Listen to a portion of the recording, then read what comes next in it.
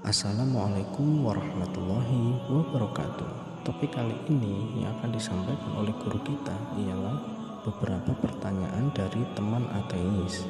Di antaranya, Tuhan itu berbentuk apa? Mana bukti kalau surga dan neraka itu ada? Dan jika ada orang yang tinggal di daerah terpencil, tidak kenal agama, terus meninggal, apa hukumnya dalam Islam? Apa sih itu ateis? Ya, ateis ialah seseorang yang tidak percaya akan adanya Tuhan. Mereka menolak keyakinan bahwa ada kekuatan gaib ataupun makhluk supranatural yang menciptakan dan mengendalikan alam semesta. Singkatnya, ateis ialah tidak percaya adanya Tuhan.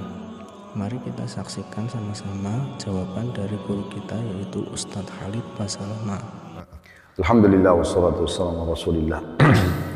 Jadi memang banyak sekali yang ada di muka bumi ini yang memang tidak nampak tapi kita bisa rasakan. Ya itu. Ya, dan itu pasti ada sebabnya kenapa dirahasiakan. Contoh misalnya, kita kan rasakan lapar, haus, ngantuk, sakit, suka, benci, tapi kan tidak ada wujudnya.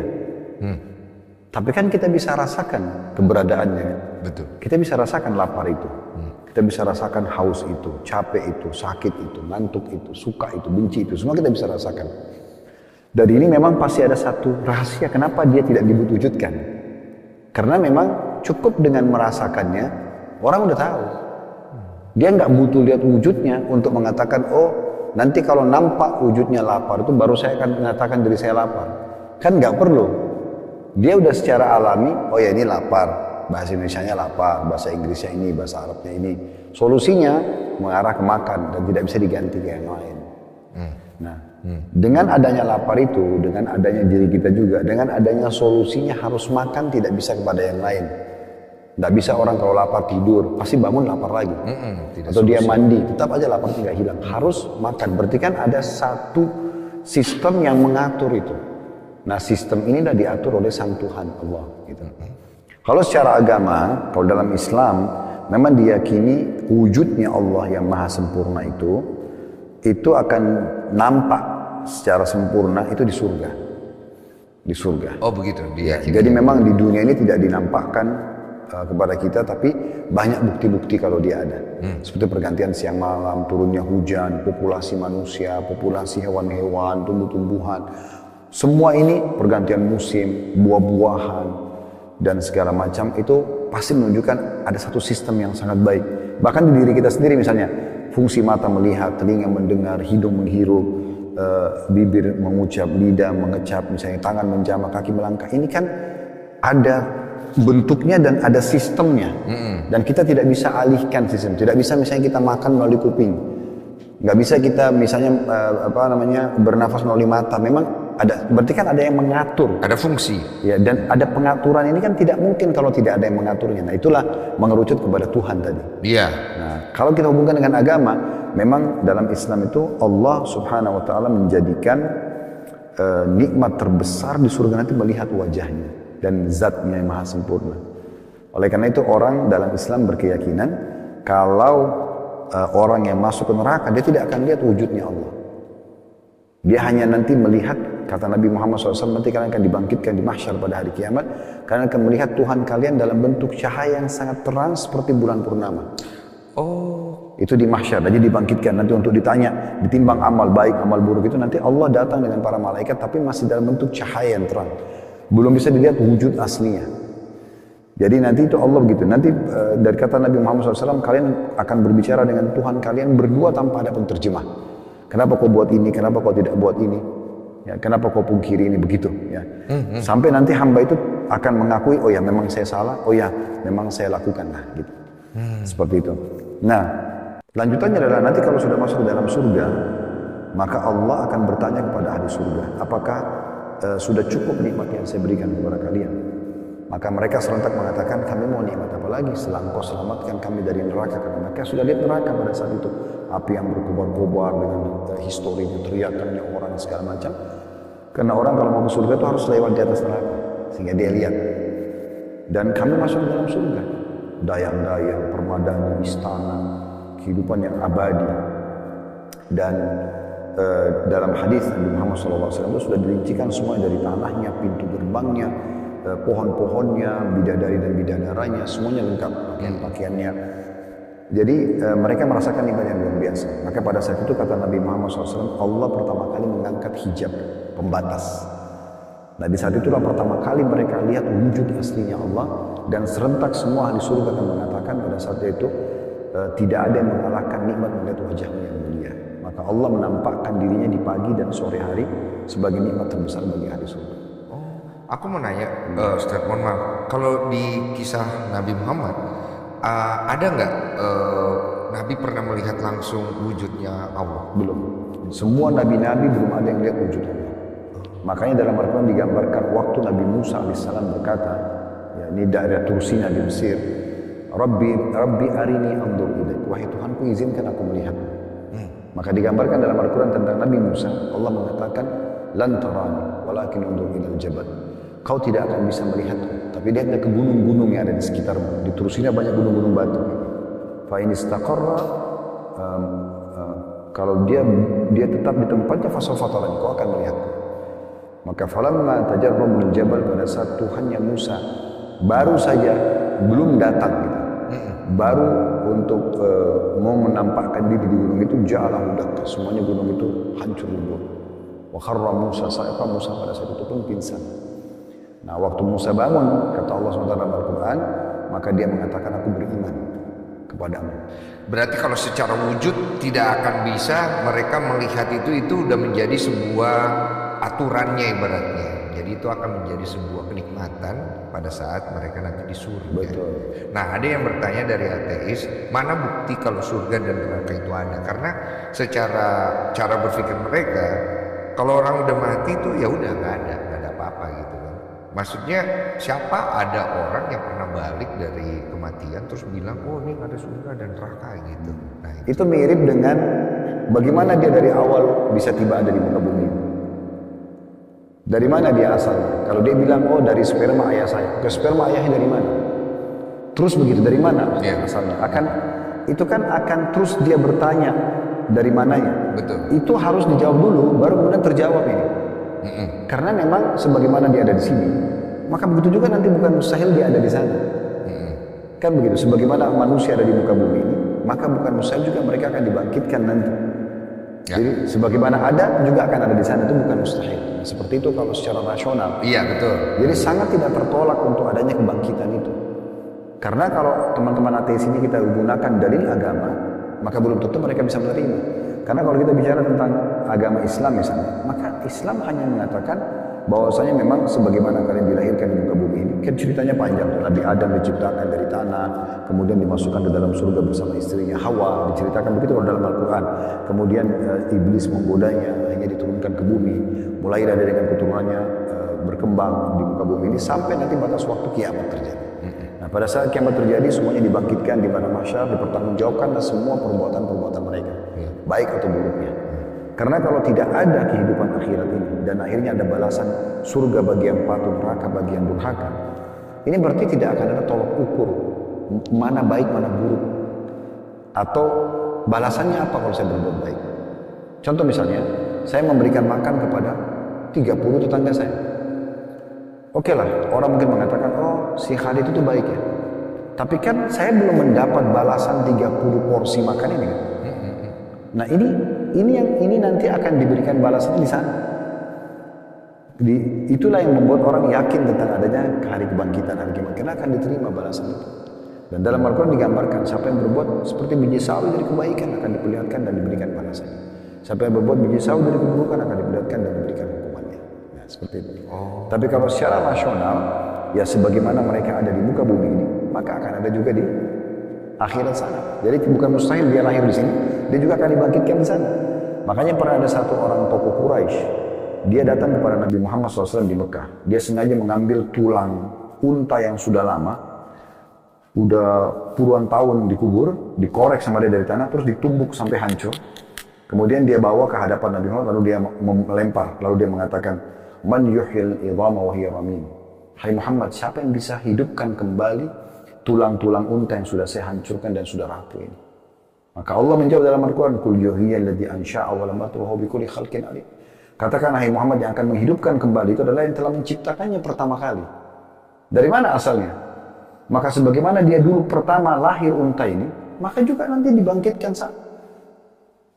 Dan itu sama prosesnya sama, dia diciptakan, dia juga dibangkitkan lagi, diciptakan lagi di sana. Tidak ada sesuatu yang menolak. Jadi kalau ditolak bahwasanya tidak ada kebangkitan itu, maka berarti tidak ada juga harusnya penciptaan awal. Karena kan ini berhubungan satu sama yang lain. Iya. Kalau dipisahkan itu sudah tidak mungkin ya. Berarti ada penciptaan terus kemudian tidak ada surga neraka, itu tidak mungkin ya. Tidak mungkin, karena itu kan nanti akan menjadi tolok ukur perbuatan baik saya, kapan saya dibalas. Iya betul. Perbuatan buruk saya, kapan saya dihukum. Berapa banyak orang yang membunuh orang lain tapi tidak, karena dia punya jabatan, dia punya kedudukan, dia tidak bisa dihukum. Apalagi kalau lolos di dunia, ibaratnya begitu nah, kan. Itulah fungsinya, nanti ada pembalasan di sana. Sampai kata Nabi Muhammad SAW, di mahsyar nanti itu, Allah akan menghakimi dengan keadilannya sampai domba yang menanduk domba lainnya. Bukan hanya sekedar manusia. Domba yang berantem pun tandukan itu akan dihukum oleh Allah. Oh, Jin Ustaz, saya penasaran. Kalau secara Islam itu kan dijelaskan ya. Kalau setelah kematian itu, pertama itu dia dihisap dulu ya katanya. Apa? Bagaimana Kak? Dihisap dulu terus dibawa ke padang mahsyar. Setelah itu baru surga neraka. Enggak, di padang mahsyar itulah. Padang mahsyar itu sebuah padang yang luas. Luas ya. Tanahnya putih, sangat luas. Jadi bumi nanti kan kalau kiamat terjadi, tercabut gunung-gunungnya. Nanti menjadi daratan saja. Itu jadi mahsyar. Di situ kita dibangkitkan semuanya. Nanti semua akan berdiri di belakang Nabi masing-masing. Oh, ini kita bicara setelah kiamat ya? Iya. Oke. Mahsyar itu adalah sebuah padang yang luas untuk dibangkitkan manusia setelah kiamat terjadi. Oh, setelah kiamat. Kalau belum kiamat, jadi yang mati ini dia akan posisinya rohnya ini, arwahnya di jiwanya. alam barzah namanya. Alam barzah. Alam barzah itu sebuah alam yang orang mati dikubur jasadnya atau tidak dikubur. Kayak misalnya kalau tidak dikubur itu orang meninggal meledak di pesawat. Atau tenggelam di lautan, badannya dicabit-cabit oleh ikan, nggak ditemukan jasadnya. Tetap aja ruhnya sampai ke sebuah alam, namanya alam barzah kalau dalam Islam. Barzah itu kayak semacam dinding pemisah antara kehidupan dunia sama kehidupan akhirat. Nah kalau dalam Islam itu kan ada jenazah dimandikan, ya kan? Yeah. Kemudian dipakein kain kafan, dibersihkan tubuhnya, kemudian dibawa ke kuburan. Ini untuk apa? Jadi, karena memang dia akan dikembalikan pada Tuhannya. Kemudian setelah itu di kuburan itu nanti dia akan ditinggal oleh para pengikutnya. Kalau dalam hadis Nabi Muhammad itu akan datang malaikat mungkar nakir, menanyakan kepada siapa Tuhanmu, siapa nabimu, apa agamamu. Kalau dia jawab dengan baik, dibukakan baginya pintu surga. Kalau dia tidak bisa jawab, maka berarti dia akan dibukakan pintu neraka. Nah seperti itulah. Jadi ada kehidupannya. Nah kalau dia bisa jawab dengan baik, maka akan dibukakan, diperlihatkan surganya yang seluas pandang, dia bisa membuat seluas pandang mata dia. Dan jadilah kuburannya taman dari taman surga. Bisa digambarkan alam barzah itu seperti apa ya? Alam barzah tadi saya bilang, jadi kalau dalam hadis Nabi Muhammad SAW, kita bicara Islam ya. Kalau orang mengantar jenazah yang biasa dipikul, diturunkan ke liang lahat, nah 3 langkah pengantarnya pulang, dia masih bisa meninggalkan terompa sendal mereka. Setelah 3 langkah sudah tidak lagi. Lalu malaikat mungkar nakir datang, tanyalah kepada dia siapa Tuhanmu, siapa nabimu, apa agamamu. Maka dia kalau jawab dengan baik, dibukakan baginya pintu surga. Dan dihamparkan permadani untuknya dari surga. Kemudian disampaikan kepada dia bau wanginya surga itu. Jadilah kuburannya taman dari taman surga. Begitu terus sampai hari kebangkitan. Alam barzahnya dia alam tuh. barzahnya dia. Oh jadi bukan satu alam barzah di mana semua orang merasakan alam barzah, suasana alam barzah yang sama. Nah, dia di posisi dia di tempat dia, tempat masing-masing. Nah, kemudian kalau dia orang yang tidak bisa jawab, dibukakan. Kalau memang dia dasarnya ahli neraka, maka akan dibukakan pintu neraka. Kemudian dia akan merasakan adanya siksaan di neraka, di kuburan itu. Di kuburan itu. Ya, seperti kata Nabi Muhammad SAW, akan datang malaikat yang akan memukul dia dengan sebuah palu dan dia teriak, semua mendengarkan kecuali jin dan manusia. Jadi ada cerita tentang kehidupan di alam barzah itu. Oh, jadi di alam barzah yang jahat ini ibaratnya nih Ustaz, dia udah disiksa di situ. Disiksa di situ. Jadi dia sudah mengalami neraka kecilnya lah Ya, ibaratnya di situ, gitu, sembari betul. menunggu hari kebangkitan Betul, nanti. betul. Nah, kita kan tidak bisa pungkiri Ustaz, manusia pasti ada dosa ya Ustaz ya. Maksudnya ada yang lebih banyak berbuat baiknya, ada yang lebih banyak berbuat dosanya. Anggaplah dia banyak berbuat baik, dosanya tetap dihitung ini. Ya, Tetap kecuali dia taubat. Nah, ada istilah taubat dalam Islam. Taubat itu maksudnya kembali kepada Allah. Jadi sehebat apapun dosa seseorang dia kerjakan, selama dia taubat nasuha itu berarti murni. Dengan 3 syarat, dia meninggalkan dosa itu seketika. Misalnya dia lagi zina, dia lagi menipu, berbohong, dia berhenti. Dia hentikan, dia sesali. Yang kedua, dan dia janji sama Allah tidak ulangi, maka dia maafkan kesalahannya. Kalau ditambah poin keempat, itu kalau berhubungan dengan hak Allah, kayak tinggalin sholat misalnya, atau dia berzina. Tapi kalau berhubungan dengan hak makhluk, kayak misalnya dia pernah menyakiti orang, dia gunjing, fitnah, pernah memukul fisik, pernah mengambil harta, itu hak makhluk. Ditambah syarat keempat, dia harus meminta keridoannya orang itu. Oh, berarti harus ketemu? Ya, minta maaf. Kalau itu benda barang dia kembalikan. Nah, itu baru kemudian taubatnya diterima. Nah, ini kalau dia sempat taubat sebelum meninggal, aman, dia tidak akan kena hukuman. Oke. Makanya biasa kalau dalam Islam itu kayak dia khutbah Jumat, di kesempatan momentum ceramah, biasanya pasti banyak kiai, ustaz itu pada menyampaikan, ayo taubat, kembali kepada Allah, ya, kembali kepada Allah sebelum datang siksaannya. Oh, ini ada pertanyaan. Jika ada orang nih tinggal di daerah terpencil ya Ustadz, ya kan masih ada tuh yang tinggal di hutan-hutan. Dia tidak mengenal agama.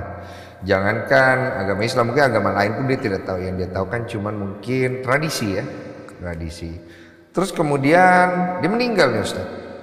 Kalau secara Islam itu hukum buat dia akan diuji di hari kiamat nanti. Kalau dalam hadis Nabi Muhammad SAW, dia akan diuji. Didatangkan pada dia dihadapkan di depan neraka, lalu diperintahkan oleh Allah untuk dia loncat ke neraka itu. Kalau dia patuh, maka kata Nabi Muhammad SAW, api neraka tidak akan melahapnya sedikit pun.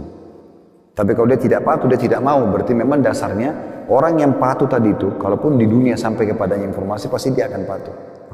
Tapi orang yang disuruh tidak mau, maka berarti nanti di dunia pun walaupun datang sampainya informasi wahyu, tetap dia tidak mau ikut. Oh begitu. Oh. Ya, akan diuji seperti itu. Bagaimana apabila seseorang itu secara kehidupan ya praktiknya dia melakukan penyerahan diri total kepada Allah, pada Tuhan ya. Tapi dia tidak beragama Islam nih misalnya ya.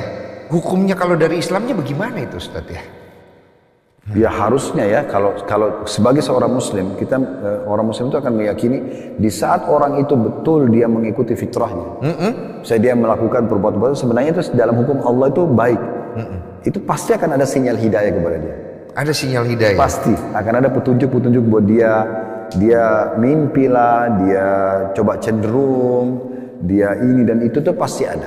Tetapi Allah tidak mungkin tanda kutip menurunkan tangan dari langit memaksa dia untuk kamu harus masuk Islam, tidak. Tetapi akan datang kepada sinyal-sinyal peringatan. Tapi Ustadz ya, kalau misalnya sinyal-sinyal yang kita bicarakan ini dalam bentuk hidayah ini, ada nggak sih kuasa Allah di situ yang menggerakkan hati orang ini untuk menjemput sinyal itu? Tentu saja ada. Cuma kan begini, saya katakan tadi, Allah itu tidak pernah memaksa hambanya. Allah memberikan kita kebebasan sepenuhnya. Makanya Allah dalam Al-Quran, "Faman syaa falyu'min", siapa yang mau beriman silahkan, "wa man syaa falyakfur", dia mau kufur juga silahkan. Oleh karena itu silahkan baca, silahkan belajar, silahkan berdiskusi, ya kan? Tinggal lihat paparannya mana kira-kira yang merasa tenang di hati, jalankan. Nah, seperti itu. Tetapi memang Allah Subhanahu Wa Taala memang memberikan ketenangan bagi orang-orang yang sudah menganut agama Islam, dan itu banyak sekali pengakuan orang yang sudah masuk Islam. Iya. Dan di masa kita sekarang sudah tidak ada sesuatu yang tertutup lagi. Maksudnya, contoh misalnya kayak kasus Palestina aja sekarang, banyak sekali orang di Eropa dan Barat masuk Islam karena mereka kaget. Ini sebenarnya keyakinannya apa orang-orang ini? Kok bisa setabah itu? Rumahnya hancur, anaknya mati, istri suaminya mati, masih bisa mengatakan Alhamdulillah, saya masih bisa, istri anak saya mati syahid, saya masih bisa hidup, saya masih bisa mengabdi. Bagaimana ada satu bapak tua ditanya, rambutnya putih sudah, ditanya di Palestina, di Gaza sekarang. Lalu bagaimana kau akan hidup? Dia bilang rezeki sudah Allah catatkan. Saya tidak akan meninggal sampai rezeki saya tercapai. Jadi itu keyakinan memang. Oke. Iya. Oke. Ini tadi dia mau nanya nih, katanya banyak nih yang main judi nih Ustadz, tapi suka bismillah katanya. Jadi kayak bismillah semoga menang. Terus pas dia menang nih Ustadz main judi ya, ini kan perbuatan yang tidak benar gitu. Alhamdulillah gitu. Itu dosanya besar gitu Ustadz kalau kayak begitu. Nah itu pertanyaannya. Maksudnya kan kalau secara nalar saya menangkap pertanyaan itu, mendingan nggak usah ngomong itu kan. Tapi banyak nih orang mau banting kartu dia bilang bismillah itu ada Ustadz. Ustadz tahu nggak itu? Enggak, saya Nggak tahu ya. Ini nambah informasi Ustadz ya. Mungkin tahu ya. Sekarang gini aja. Iya. Kalau kita bicara idealnya, kayak tadi Mas Densu bilang kan, jadi lebih baik jangan dia ucapkan itu. Iya. Tetapi agama Islam datang dengan sangat adil. Tidak langsung orang berbuat salah divonis berarti dia 100% harus kena hukuman atau hardikan. Dilihat orang ini jahil atau tidak jahil. Maksudnya dia tahu nggak ini? Atau dia tidak tahu hukumnya. Mungkin selama ini bagi dia, judi itu bukan dosa. Dia tidak tahu. Mungkin dia hidup di satu komunitas atau perkampungan yang semuanya orang main judi. Sehingga dia tidak tahu, mungkin belum ada juga seorang ustadz atau kiai yang menyampaikan judi tidak boleh. Karena mungkin bagi dia itu bukan judi. Kan judi itu misalnya cuman bertanding ngudi nasib aja di hal-hal yang kecil aja. Lomba perahu kecil, lomba apa itu kan bisa masuk dalam bab judi. Kalau dia main bayar dan segala macam. Jadi judi, kalau ada uangnya kan. Ya judi kan itu tidak harus sesuatu yang kita bayangkan di kasino atau apa. Karena judi itu biar di pinggir jalan kan bisa. Ya kan? Jadi bisa saja mungkin dia tidak tahu kalau itu judi. Sehingga bagi dia selama ini karena dia hidup di komunitas muslim, bismillah itu bagus. Ini juga bukan judi. Maka dia bilang bismillah misalnya. Kalau ini karena kejahilan, itu nggak dihakimi apa-apa. Karena dia bodoh, dia nggak tahu. Nggak dosa.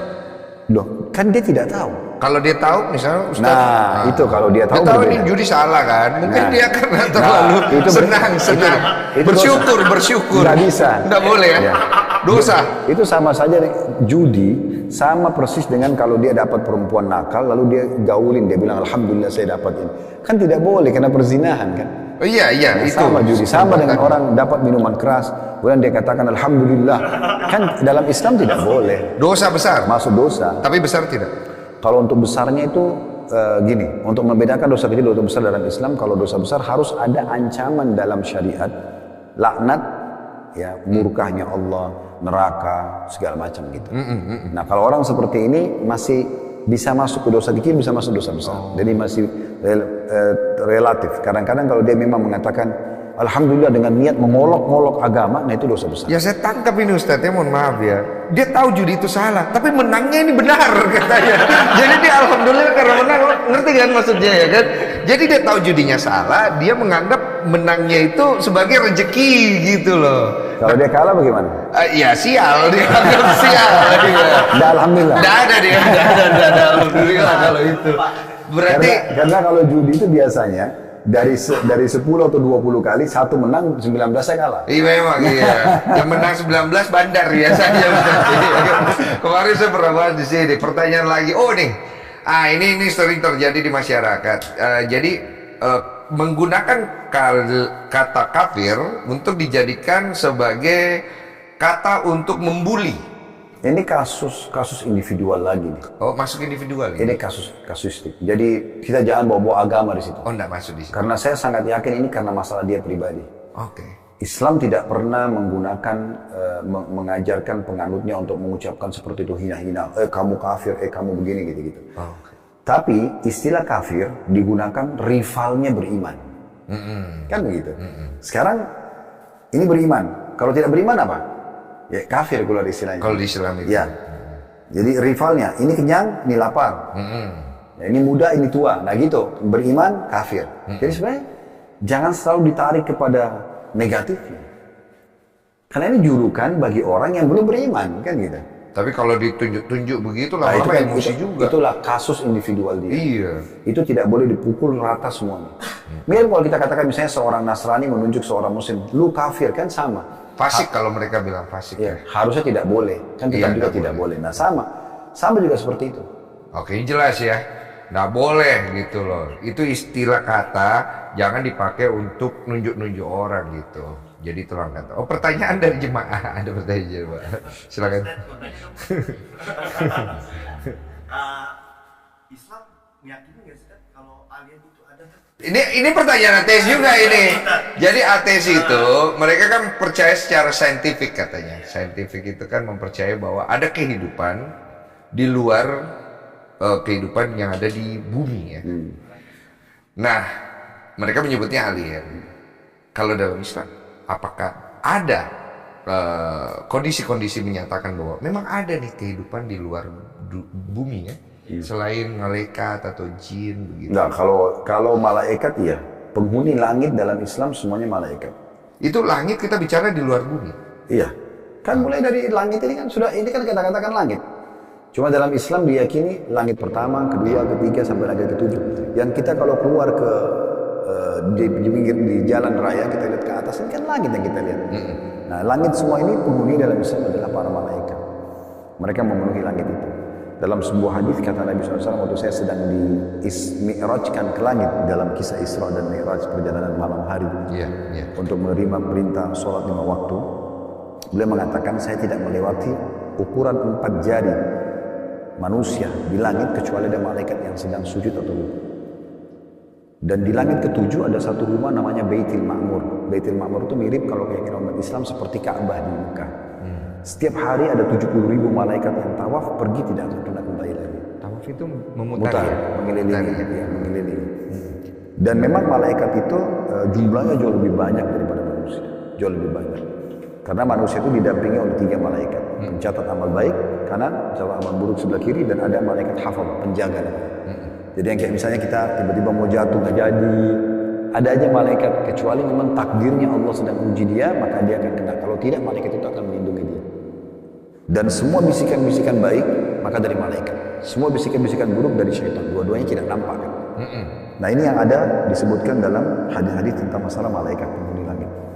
Kalau yang dimaksud adalah planet lain, kehidupan lain ya, berarti alien itu berarti ini kan, di luar malaikat sama ini jin kan, ya? ini kan berarti bukan di langit, maksudnya dia mungkin di planet. Di planet lain begitu ya? Nah itu belum ada dalil yang menjelaskan masalah. Belum ada ya? Belum ada. Karena kalau ada pasti akan disampaikan oleh Nabi Muhammad SAW. Yang selalu ada bumi langit kan gitu. Iya, berarti masih dalam taraf bumi ya? Iya. Dan saya kalau tidak salah juga pernah baca di ilmu pengetahuan alam ya. Kalau di planet-planet ini Jupiter, Saturnus itu memang tidak mungkin ada kehidupan. Iya, secara ilmiah itu nggak mungkin. Iya. Dan sampai sekarang juga banyak ilmuwan yang membantah tentang masalah itu.